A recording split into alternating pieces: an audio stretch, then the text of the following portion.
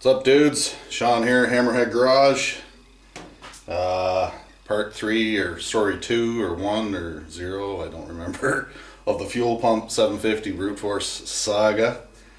So anyway, I finally figured out something that works. Initially in that first video I had forgotten how to put the pump together because it's an aftermarket pump. It does not slide in the same spot. So I'll show you what you got to do to make this work, but it will work. Alright, so what you're going to have to do is modify the pump housing a little bit, which isn't a big deal.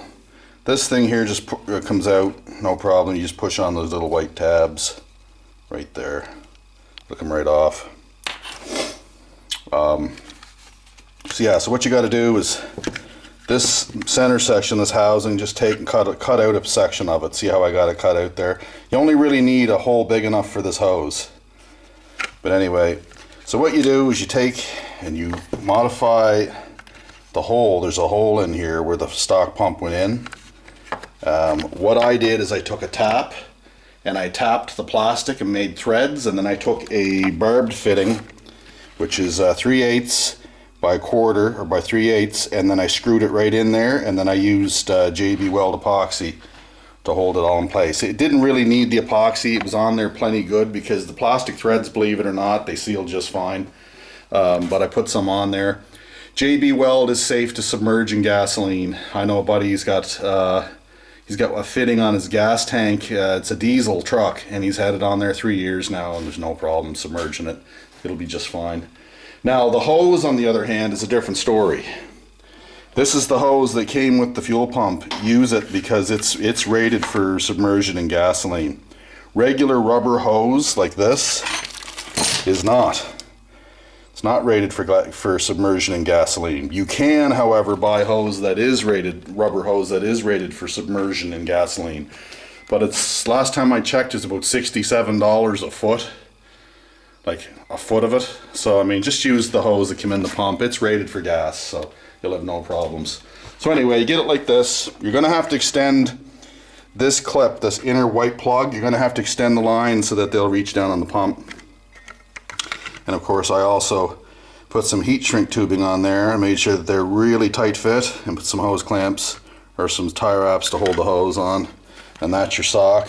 Now this end here, it doesn't matter if this stock piece is on it. It doesn't really do anything for it. I mean, this here will pick up just fine. It's just going to slide in the tank.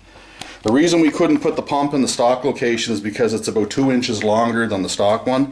And these tanks on these brute forces are narrow, man. Like, they're not deep at all. So what was happening was the stock pump, or the aftermarket pump, was bottoming out on the bottom of the tank. And that's no bueno. Ain't gonna work. So you have to make it flexible like this. Right, so basically then what you do is you put her together here. This just clips up. Make sure you use a good hose clamp, nice and tight. Just clips up like the stock one. Okay, then you take your sending unit. Yeah, slide that in till it clicks, like so.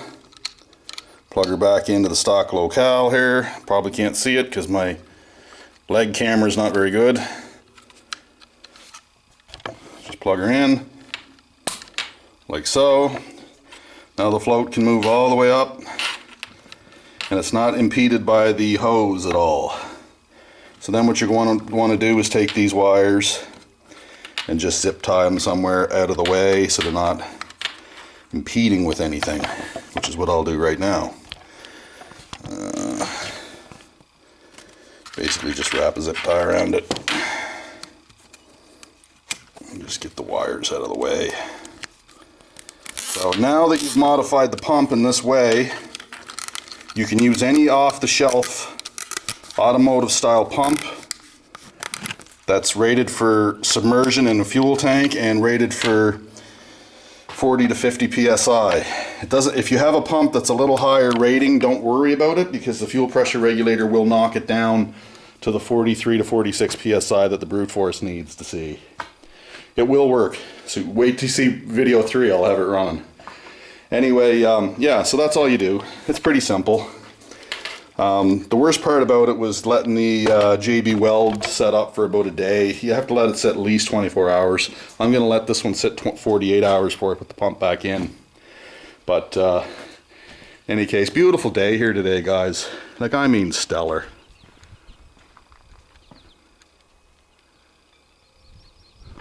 Had the old hot rod out to town. Just drove her around. She's working great, man. Real happy with it. You get her up to about 4,500 RPM. She's gnarly. She sounds like a Cobra, like a 327 or a 289 Cobra. It's a poor man's Cobra. That's what I'm going to call it. Anyway, hope you're all having a good day. Stay tuned for the third part. Stay tuned for the T5 teardown and more nonsense here at the garage. Thumbs up for War Amps. Stay classy.